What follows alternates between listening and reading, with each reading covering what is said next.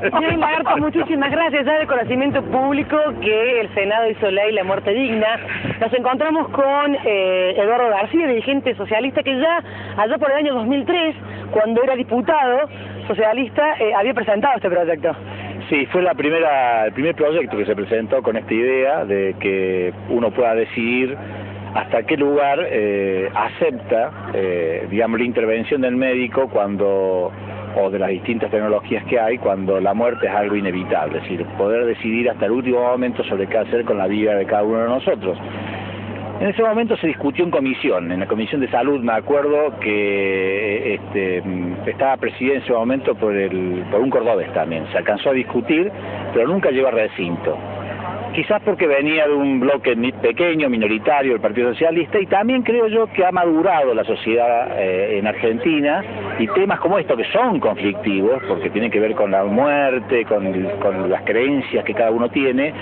Hoy me parece que hay mucho más, hay una sociedad más preparada para poder discutir y aprobar, lo que para mí significado una gran alegría que por unanimidad el Senado haya aprobado este proyecto. Eduardo, esta ley que presentaron ha tenido, de acuerdo a lo que usted supo presentar en su momento, ¿alguna modificación, alguna adaptación a lo que es la sociedad actual?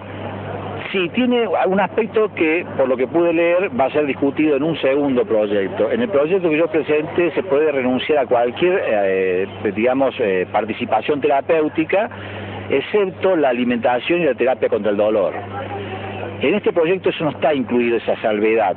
Entonces, suspender la alimentación puede ser un factor que cause la muerte, y por lo tanto se puede considerar que más que este concepto de la muerte digna, se pasa a otro concepto, que es el de la eutanasia, el de provocar la muerte.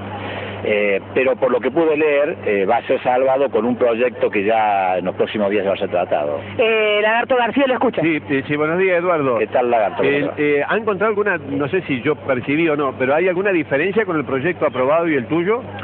Básicamente es que acababa de decir. En el proyecto que yo decía, que yo propuse, preveía esta situación, y este proyecto no lo prevé, pero por lo que pude ver, por los comentarios de los legisladores, ese es un tema que va a ser salvado con un segundo proyecto que ya entraría en discusión próximamente. ¿Y cómo sería el trámite de hay una cosa que yo no entiendo, ¿cómo sería el trámite de la persona que decide? En la práctica, la práctica. ¿Cómo se haría? ¿Cómo se Bueno, esto es lo que se llama contrato vital, el concepto contrato vital. Uno tiene que dejar por escrito, expresado, ya sea estando sano, gozando de plena salud, o cuando ya uno sabe que tiene un diagnóstico de una enfermedad terminal, en cualquier momento, puede dejar expresado la voluntad que hay determinadas cosas que no quiere que le hagan. Por ejemplo, no quiero que me pongan un respirador artificial, o un aspecto, por ejemplo.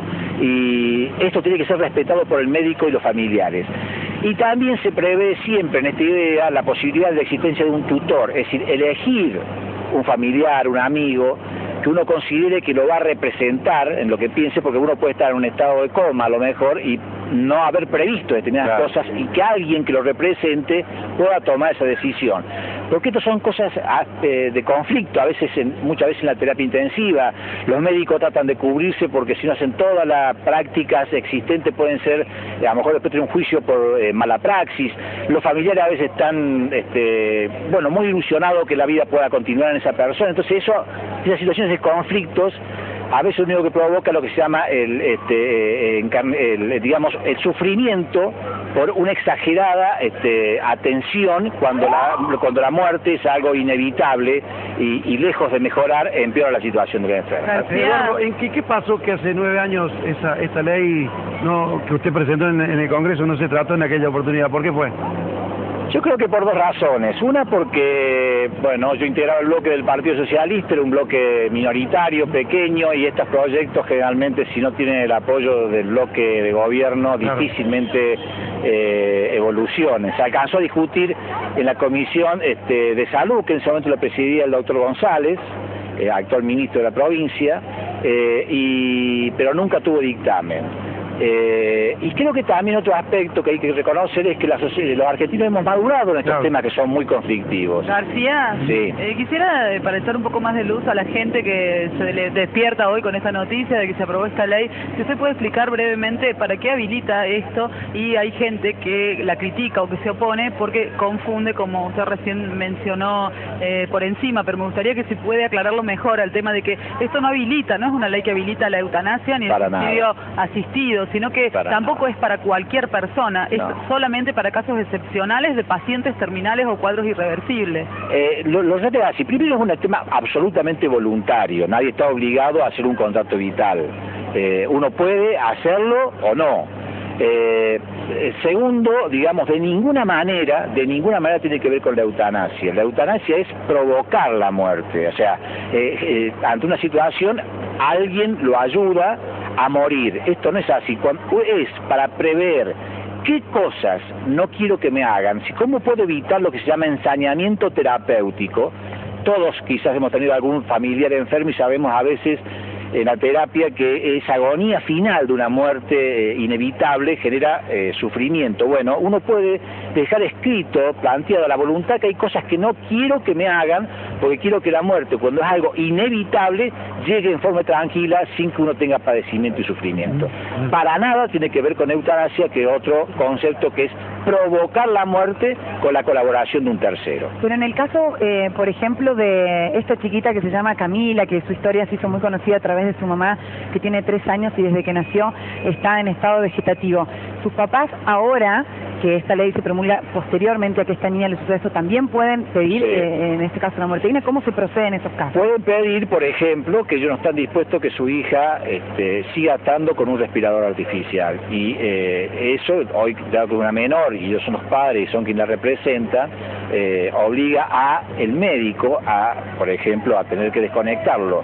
Después, si la persona sobrevive, sigue viviendo, respirando sin esa asistencia, digamos, hasta ahí llega la voluntad.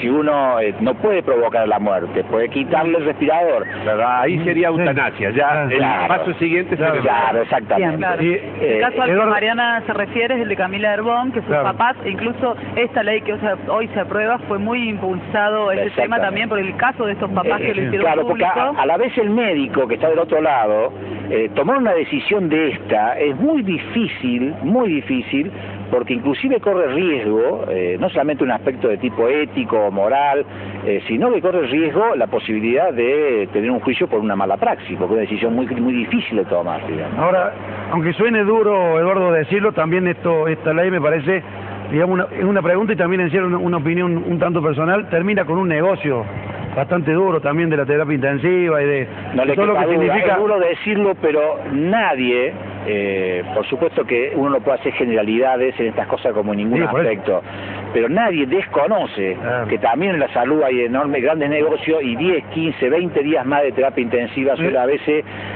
tener valores que dejan inclusive a la familia. 20 días como poco, digamos. Sí, pero deja a veces a la familia que sobrevive a esa persona que falleció y tenía una enfermedad con una muerte inevitable, en graves situaciones económicas. Esto puede terminar con esa situación también, porque también los hay. Por supuesto que no es generalizado, pero que uno sabe que estas cosas ocurren.